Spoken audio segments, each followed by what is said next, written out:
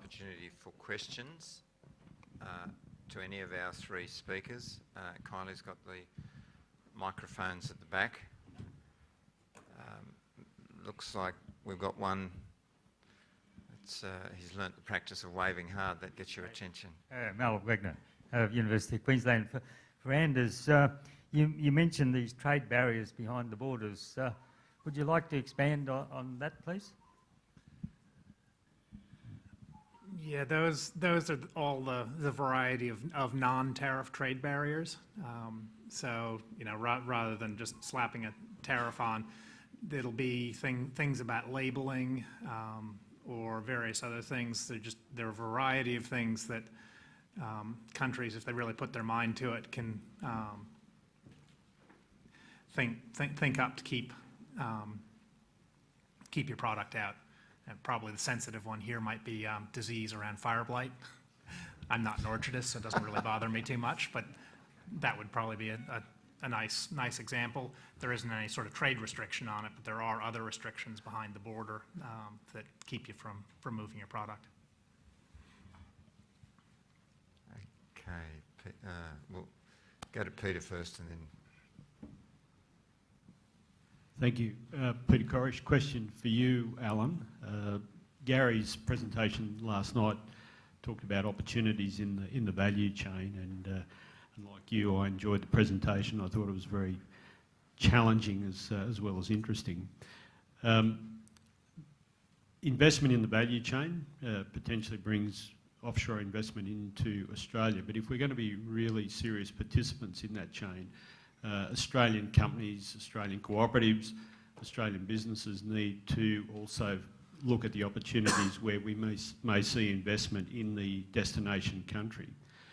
Are the current bilateral agreements that have been negotiated and are being negotiated going to give Australian companies, Australian producers the opportunity to invest safely and securely and hopefully profitably in the supply chain, or the value chain, not the supply chain, the value chain at the other end? Very good question. The phenomenon is that in the same way that we have lower trade barriers than most of our trading partners in the region, we also have more open investment regimes than they do. One of the reasons that growth is being constrained somewhat in the Asian region is because they still put barriers up to investment from foreign investors. So normally in our trade negotiations, we press the trading partner to provide extra access for investment. I don't know what we'll see in these agreements. So in theory, it ought to be there, but I suspect it's something that's lagging. It's interesting, in the ASEAN's got 3 trade agreements. To give an example, one's on trading goods, one's on trading services, and one's on investment. And we did some work for the ASEAN Secretariat a couple of years ago to analyse what commitments have been made in these agreements. The trade stuff's pretty straightforward. They've been fairly good at reducing the barriers. They've got this very elaborate agreement on services, and you can't find a commitment by any ASEAN member to actually implement them. Similarly, on investment, they're very leery about making changes there. So I think the challenge for us really relates to the bigger markets like China, Japan and Korea. Now, Japan and Korea, I think the opportunity to invest would be significant, and I think you're right. I mean, my point about getting the producers linked into the chain in the same way that it'd be useful to have a partner for an investor. Remember the famous Japanese Sakata? They invested in manufacturing rice crackers in Victoria, about $250 million. And the idea was that the product would be supplied to the Japanese markets. Unfortunately, they fell afoul of a union dispute about which union was to cover them. In the end, they walked away from the investment, which is a lesson for us. But that would have been the ideal model. So the Koreans and Japanese, yes, we'll see it more plainly. The other economies will take longer. Jim. Jim Prattley, Charles Sturt University. Alan, you talked about the positives of free trade agreements, and the media's been full of positives about that. We've heard from Anders about the positives in New Zealand. I still wonder about, you know, if there are winners, there have to be losers, and we never hear about the losers. So could you just clarify who they might be and what the risks perhaps to Australia might be in that context? Well, actually, I don't accept the equation. If you have winners, there's got to be losers. What trade agreements are about is actually making your own domestic market more competitive, and Anders gave a very good account of how that worked in New Zealand, and we've had the same experience. I mean, for us, the loser to be those people who, in other markets, who don't sell a product as competitively as we do. And the whole logic of the trade agreements is that each country reduces its own barriers and then does what it's best at producing. In that sense, in Australia, the losers have been those businesses who had to depend on high tariffs and high levels of protection. The real losers there were the consumers who had to pay more for those products. I mean, my favourite number to remind people about, because occasionally people say, well, what about manufacturing, cut barriers? 30 years ago, it cost an Australian $70 to buy a shirt. That was $70 in those dollars. Today it's $5, and that's because we cut our tariffs. Now, we reduced the people working in the shirt manufacturing business, but the winners were the consumers and the winners was the economy because the money was more evenly distributed. Got a better return from the spend. Peter? Peter Thompson. To you, Alan, the notion that China's chasing a lot of product and every time we pick up a paper it's getting more and more, it just sounds so super exciting. Seems that dairy might be a bit of an anomaly when it comes to pricing. I know people in the wine industry that are finding there's a massive market there, but they don't want to pay for it. They just want bulk, low quality, which effectively is commodity. Dairy sounds like it's a different story, but what about everything else? Just interested in your comment.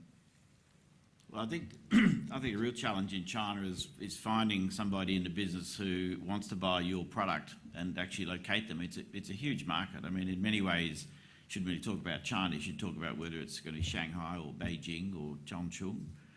In each of those markets, there are different businesses. On the wine, if the only people who can be found are those who want to buy the cheap wine, suggests to me that what needs to be looked at are those people who want to buy the French wine. China's got a very wealthy middle class, and they have a view to prestige in the same way we see in Japan. So I think that the trick here is the hard thing is to locate in the market the business partner who's interested in the particular product you've got. One thing I didn't emphasise quite enough in my presentation, Gary touched on it a bit, the aversion now in China on contaminated food, which I'm quite sure the Melanine scare really kicked off very well. I mean, Fonterra brilliantly got itself out of a really sticky mess on that, has led to extraordinary changes in China about niche people willing to spend large amounts of money to buy special products which they know are safe and not contaminated. And the same thing runs with the quality goods. There's a huge market for luxury goods in China, so the high value wine should probably run in that. The trick then is to find the buyer at the other end who is actually connected to that market. And I think that's really a big challenge with China, given how big the market is. I'd actually just chime in on that. You know, with infant formula, it was an established market and they knew what they were looking for. The Chinese aren't historically wine drinkers, so I think as they're learning what to do, if you've been over there and see what they actually drink and what they add into it, you understand why they don't really want to pay a whole lot of money. But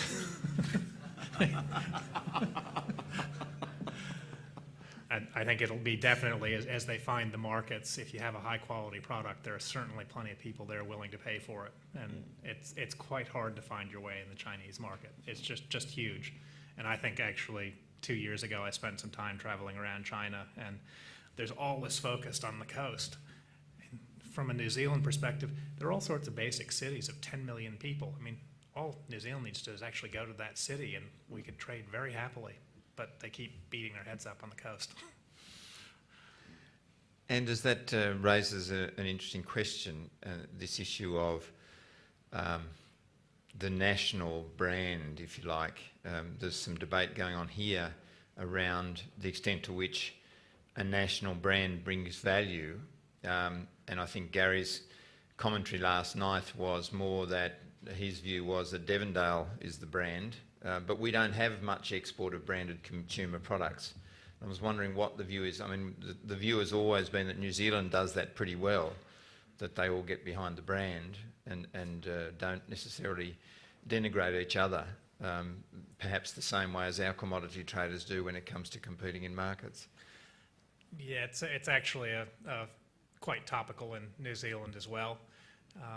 And there's actually, the government's taking quite a close look at how they might take the fern mark and actually turn that into just a base level brand that people can leverage off of. So I think there's huge potential, especially in terms as consumer markets get more interested in the provenance than, you know, having a country of origin.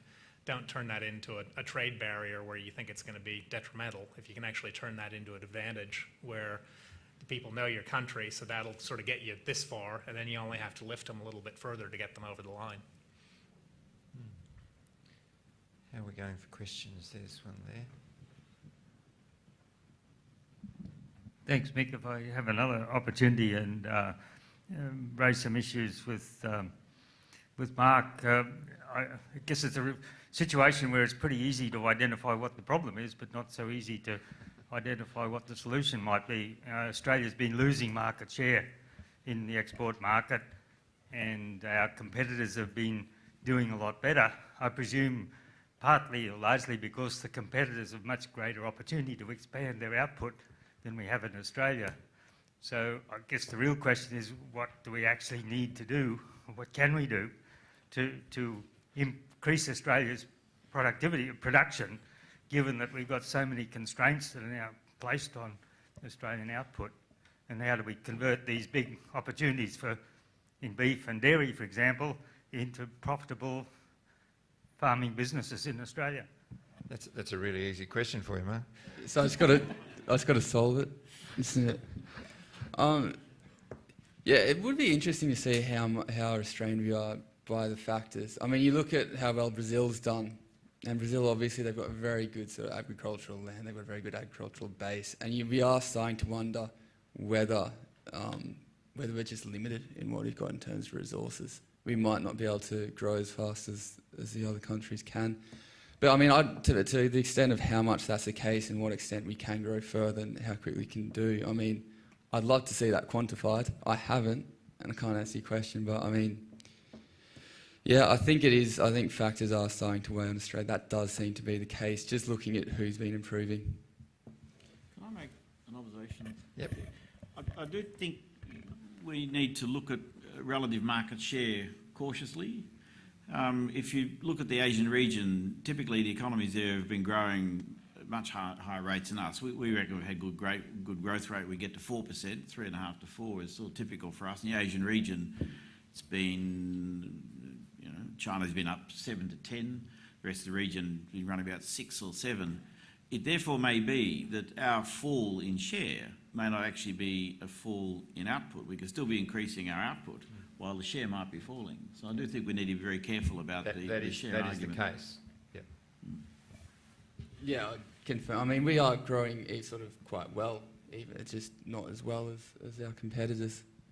I think that's probably the key takeaway. Ben. Ben White from the RASV.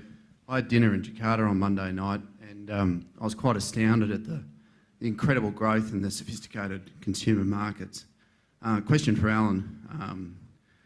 So much talk about China, not enough talk about Indonesia, and just some comments that I had in Jakarta on Monday was a lot of concern that, you know, with the China FTA, a lot of our product will go into this big black hole into China, and the buyers of our products like high quality beef in Indonesia are concerned about where that's going, but just some comments about Indonesia and FTAs, etc., and market opportunity. Yes, Indonesia's a favourite subject. You're right. I mean, we've sort of been blind to Indonesia. The market's huge. It's going to continue to grow. The growth rates are enormous. It's also a very high-risk market. If you talk to anybody who's done business there, and even the regulatory system, the government regulatory system is tricky. I mean, when we went through that idiotic episode of cutting off the live beef exports, the Indonesian agriculture ministry decided to retaliate. Well, they said they would. And then about 3 months later, the Indonesian agriculture minister was charged by the government with corruption because they'd been trading the quotas for the imports. So the place is sort of fairly confusing. But I mean, we've been out of Indonesia for a long time, and it's got huge potential. But I think the real challenge for people operating in Indonesia is to find the right partner Years ago, I did on behalf of a company to test an area as retail as to whether there was some scope, and I said, look, in Indonesia you've got to be very careful which group you line up with, because things are worked around by groups. And I came across a guy who was an Australian who'd been there for a long time. He was actually managing a very large coal mine. He'd gone native, if I could use the term. He married the daughter of the Sultan of Jogjakarta, and said he thought he was well plugged into the community, and had actually dyed his hair, which tends to happen with expats in Indonesia. And he said to me at one point, you know, the trouble here with Indonesia, he said, I've been here a very long time, he said, you never really know who your trading partner is. You never know who your business partner is. It's layer behind layer behind layer. And it is rather like that. It's a pretty difficult environment. I think the interesting thing about Indonesia is how the Japanese have managed. And they've been very successful, huge investments, and the Japanese just stay the distance. Patient, take the hits, get cheated occasionally, stay in the frame. And I think the best thing for anybody to do, look serious about Indonesia, is go and look and see which Japanese companies have done it and how they've done it, and look at that as a model. But it's sitting on our doorstep. It's a huge market, and we really should be doing more about it. I agree with you. How are we going?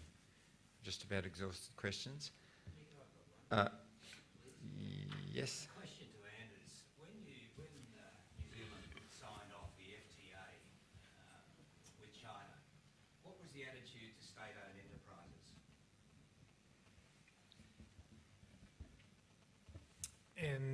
In terms of Dealing with them, trading with them. Or in China, or investing in New Zealand? I think that's figuring out who you're dealing with in China is incredibly difficult, and in many instances you have no choice. You have to deal with the state-owned enterprises, and that's certainly when I was in China. One of the things that makes it quite difficult to access other markets other than on the seaboard is actually how do you get your product in there, because very often it's controlled at the port, and you don't have ready access to being able to distribute further in. The supply chains in China are quite primitive in many respects, but they're quite functional too. So, Anders, it was a part of doing business. I think they're setting the rules. You don't, if you want to get into the market, you really don't have the leverage to try and change too much. Okay, I think, no, we've got, yes, Robert. Yeah, my name's Bernard Lee from New Farm. I've got a question in terms of this issue about trade and the long-term consequence for Australian consumers. We talk about the growing middle class in Asia and potentially this 1.3 billion middle class. When we look at things like our gas in Australia, we have signed contracts to supply gas to China and to Japan, and as a result there's not enough gas for domestic consumption, and the price of gas is being talked about as going to rise 3 or 4 times in the next 18 months or so. So Australian consumers will pay more for gas. Isn't the same potentially going to happen in terms of agricultural production if we've got a middle class in Asia that starts to crowd us out in terms of prepared to pay more for our agricultural exports? We might well struggle to pay for our own food. So when we talk about relative market shares of a growing economy in Asia, potentially it's quite advantageous to us that Brazil grows faster than we do, because someone's going to have to supply that demand, because if we're left to supply it, we may end up paying more for food. Depends whether you're producing it or eating it, I suppose. I'll actually tackle that one. I mean, in New Zealand, probably about 2 years ago, there was a huge stink around dairy. And the consumer was saying, if we're such efficient producers, why don't we pay less for it? And the point from the farmer's point of view is we actually want to sell it for as high a price as we can. And if somebody overseas will do it, that's where we're going to send it. Why should we subsidize the local economy to give them cheap food? Because that's actually just not the way markets work.